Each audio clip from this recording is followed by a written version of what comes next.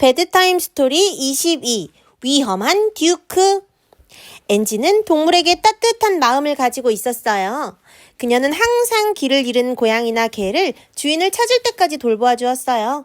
한 번은 아기 다람쥐를 집으로 데려와서 다람쥐가 밖으로 도망할 수 있을 만큼 충분히 자랄 때까지 돌보아 주기도 했어요. 그런데 엔지가 무서워하는 동물이 엔지의 바로 옆집에 살고 있었어요. 그 이름은 듀크였어요. 대부분의 사람들은 듀크의 사나운 성질 때문에 그 개를 위험한 듀크라고 불렀어요. 듀크는 루카스네 가족이 지역 동물보호소에서 입양해온 개였어요.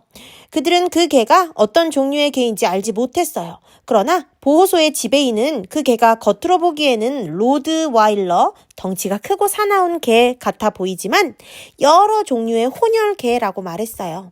그 누구도 이유는 알 수 없었지만 로트와일러 개들은 자신의 가족에게는 충성스러우나 독립심이 강하고 자신의 영토를 잘 지키며 공격적인 개라고 알려져 있었어요. 듀크는 특별히 여자들을 싫어했어요. 다만 그가 보호해야 할 의미가 있다고 느끼는 장애를 가진 루카스의 엄마만 빼고요. 과거에 학대를 받았었는지 모르지만 듀크는 12살의 엔지뿐 아니라 모든 여자를 싸납게 짖으면서 쫓아갔어요. 지금까지 엔지는 밖에 나갈 때면 개가 밖에 있는지 없는지 확인하고 개와 마주치지 않도록 조심했어요.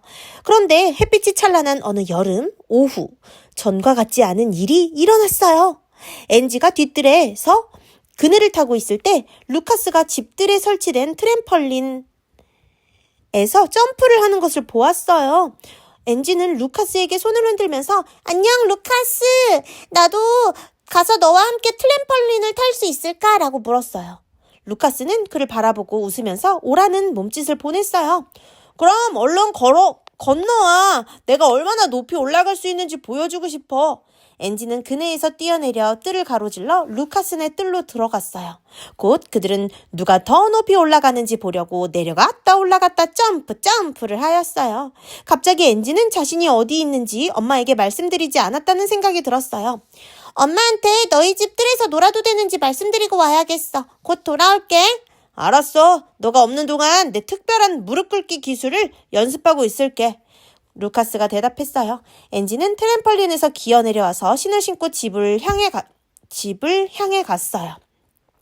갑자기 루카스 집 뒷문이 열렸어요. 루카스의 엄마는 문간에서 그녀를 따라 나오지 못하게 하려고 듀크와 씨름하고 있었어요. 듀크와 눈이 마주친 엔지는 공포에 질려 얼어붙었고 루카스의 어머니는 아무리 애를 써도 개를 더 이상 잡고 있을 수 없었어요. 엄마의 손을 벗어난 듀크는 계단을 뛰어내려왔어요. 개는 맹렬히 짖으며 엔지를 향해 달려왔어요. 안 돼, 듀크! 안 돼! 루카스의 엄마는 소리를 질렀어요. 빨리 돌아와! 그러나 듀크는 엄마의 말을 듣지 않았어요. 대신 듀크는 더 크게 짖고 으르렁거리면서 목표물을 향해 달려갔어요. 엔지는 있는 힘을 다해 빨리 달렸어요. 듀크가 자신을 따라잡기 전에 나무나 뒷문 안으로 들어가려고 집 뒤뜰로 뛰었어요. 엔지는 루카스와 그의 엄마가 멈춰! 뛰지마! 라고 외치는 소리를 들었어요. 말도 안 돼! 엔지는 생각했어요. 맹수가 날 점심으로 먹으려 하는데 멈추라고? 절대 멈추지 않을 거야. 엔지는 죽기 살기로 뛰었어요. 엔지의 심장은 엔지보다 더 빨리 뛰었어요. 듀크가 그녀를 거의 다 쫓아왔을 때 그녀는 숨이 턱까지 찼어요. 개의 으르렁거리는 소리가 점점 크게 들렸어요. 그녀를 따라오는 개의 쿵쿵거리는 발소리가 점점 커졌어요. 조금만 더 빨리. 엔지는 생각했어요. 그네 나무로 올라갈까? 가지 꼭대기로 올라가면 그런데 안 돼.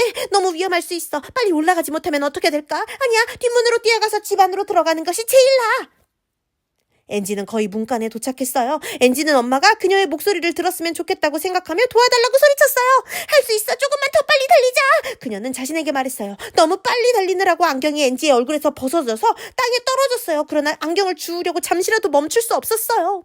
엔지는 개의 뜨거운 입김을 느낄 수가 있었어요. 눈물이 뺨을 타고 흘러내렸어요. 엔지는 마지막 속도를 낼 준비를 하고 있었어요. 이를 악 물고 목표에 시선을 집중시키며 무릎을 높이 세우고 땅을 더 세게 밀면서 더 빠르게 앞으로 나간다고 느꼈어요. 자신과 듀크 사이가 조금 벌어지자 그녀는 용기가 났어요. 그런데 아무런 경고도 없이 엔지가 이젠 됐다고 생각한 바로 그때 엔지는 발을 헛디뎌 넘어졌어요.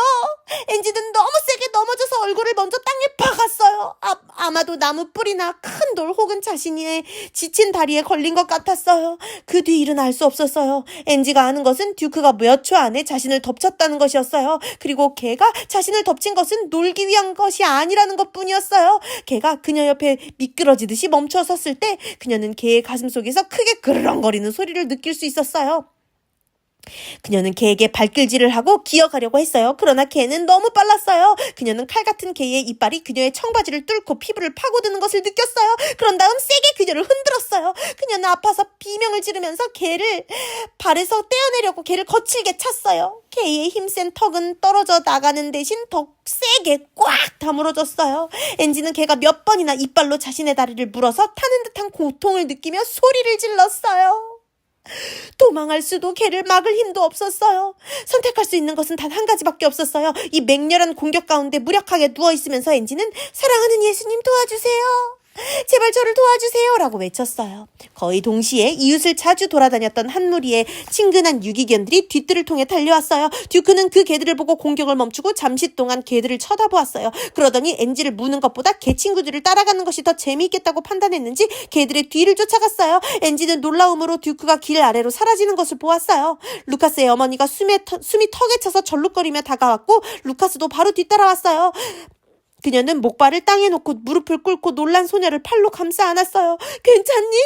루카스의 엄마가 외쳤어요. 미안하다. 정말 미안해. 듀크를 붙잡기엔 내 힘이 너무 약했어.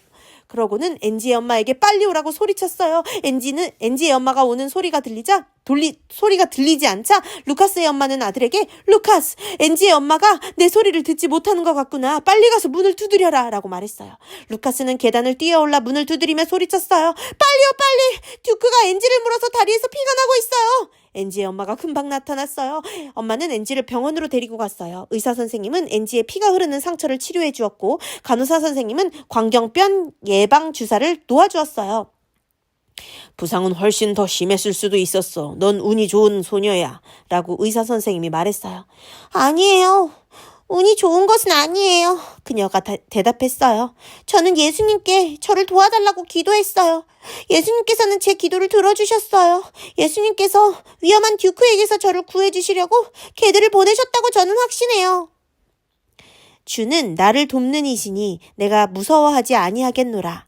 사람이 내게 어찌하리요. 히브리서 13장 6절.